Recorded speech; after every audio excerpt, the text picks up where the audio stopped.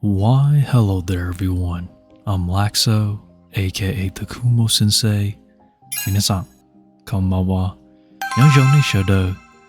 And good evening everyone. And as I stated, I apologize. This video's late. I've been busy, and essentially, I've been working a lot. But I'll discuss more a bit about that later. But as of now, let us get straight into this video. So today I'm basically just showing some of the inventory that I have for sale on my website, Laxow Legacy. So all the tarantulas you're seeing today are basically tarantulas that I'm selling on my website, Laxow Legacy. And the reason why I'm showing you this inventory update video is really just because I want to discuss about my tarantulas in my inventory. So they're all doing great, they're all healthy. So there really isn't any issues at all in regards to health and how they're doing, especially the slings, because I produced them in-house. Now the issue is that these slings are starting to grow bigger, meaning I got to start rehousing these. So the Hysterocrates I did rehouse, but I'll show you that in a little bit. But essentially, these happy, healthy slings could use a new home. So in terms of the size, I did actually update the sizes that they are now to be more accurate, because these guys have grown. So obviously I had to update the sizes as well on the website. But the good news is that for the slings here, I didn't update the price. So I'm basically just selling them for the same price as before. Obviously, as tarantulas get bigger, you sell them for a higher price. In practice, I should be raising the prices up to match their size. Even if it's just a quarter inch, that makes a big difference in terms of the pricing. But as for me, since I produce these in-house, my margins is going to be pretty much in the positive regardless. Now granted, I won't make a lot of money on this, but I'll still make money. So for now, the prices will stay the same. But once they get bigger, obviously I'll have to increase the price. But for now, I think I'm just going to keep it as is. And I forgot to record some of the Balfouri inventory, but then again, I already showed the Balfouri the last time. And it seems that the Balfouris are basically the best sellers, I guess, on my website, because the prices are way too good. So I have so much Balfouris that basically when I sell them and people buy them, since I have so much extra back inventory, I could pretty much just restock them pretty much instantly. But last month was a drought in my business because I didn't sell anything last month. Basically, there were 0 sales. I already mentioned that in the last video, I believe. But I am picking up sales again, so that's a good thing. And I do hope everybody has a chance to actually pick up some Balfouri that I'm selling, because the size and the price that I'm offering for my specimens, in comparison to all of my competitors and all of the other vendors that are selling in Balfouri, my prices are basically the best in the entire United States as of now, as far as I'm aware of. And this is not me trying to advertise saying I'm the best in the United States in terms of pricing. This is just me just being myself and just being honest here. I don't know why Balfouris are so expensive, but I'm not one to judge. But anyhow though, but now you're seeing the OBTs, the Mikumi OBTs that is, and these have been sitting. I'm surprised they haven't sold yet because the prices is relatively fair, but who knows, maybe OBTs is not for everyone. And that's understandable, especially how they're known for their defensive behaviors. But I do enjoy these a lot, and if nobody actually buys these, I am considering keeping some of these to myself, which is something I don't usually do. But maybe I'll keep maybe 1 or 2, maybe 3 slings at most, and that'll be it. I try not to keep too many, because I don't want to be hoarding tarantulas, because that's not really a good thing. That's kind of the thing I get kind of afraid of, is when there's just too many tarantulas and I can't keep up with them.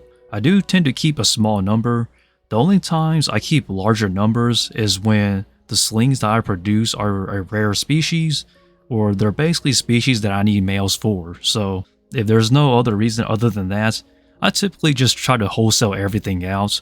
But since I'm officially a shop now, I can't really wholesale everything, because I gotta keep some for inventory. So I'm keeping these OBT Mikumi to sell to you guys. And I'm actually trying my best not to grow out these too fast, because these OBTs, they just want to eat, grow, eat, and grow. It's amazing how fast these OBTs are growing for these slings. So I'm trying to make sure that they don't grow too fast, because if they get bigger, I got to increase the price. So I don't want to make my prices too high to where it's out of your budget, But man, I love these guys, but they do want to grow. They don't want to stay slings. It's honestly, it's like me versus the growth of these slings, man. I really find it to be, I find it to be very enjoyable, but kind of like a great problem to have in a way. But that is a great sign that these slings are in great shape. I'll tell you, these slings do remind me of their mom, which sadly she passed, but man, very familiar in terms of growth size, personalities, and even how they look to a degree. Some of these slings are a bit darker, and some are a bit lighter than others, but they're all siblings still, which is very fascinating honestly, now that I have a larger pool of Mikumi to look at and compare to one another. Some of these siblings are a bit darker, and some of them are a bit lighter, but I guarantee you, they're all Mikumi because I produce these in-house. So, I guess these siblings look similar and different at the same time. Very cool species though, I really do love this locality of the OBT. And I do plan on getting some other localities of OBTs as well, just to see how they're like, because they're all OBTs obviously, so they're all going to be the same, but I do love these localities, so I do have a future plan of marking each locality down one at a time, in terms of raising them up, breeding them, and producing them myself. So let us see what future localities of OBT will I work with. So stay tuned for that, I guess, if it does happen. But the next OBT breeding project will be the Tete locality, and then after that, who knows? So that's the next one. But anyhow though, let us talk about these tarantulas here. So these here are the Cyripagopus, species Lambdong, and I finally put a couple of these up on the website, but I didn't put up all of them because one of them does still have parasites and is still going through quarantine, and the other one, it looks kind of a bit too injured, so even though it is eating and doing well, I don't want to sell it because I'm not sure how it'll do once it molts. I am keeping this one until it molts just to see how it looks, and if it looks healthier and better, then I'll put it up. So as of now, only 2 of these Lambdongs will be for sale on my website, which they should be up now by the posting of this video. So this is actually a really cool obligate burrowing species of Cyripagopus that is undescribed from Lambdong. They get around 6 inches, and they have this really cool peach, orangey colored, look to them. I find them very fascinating and very beautiful.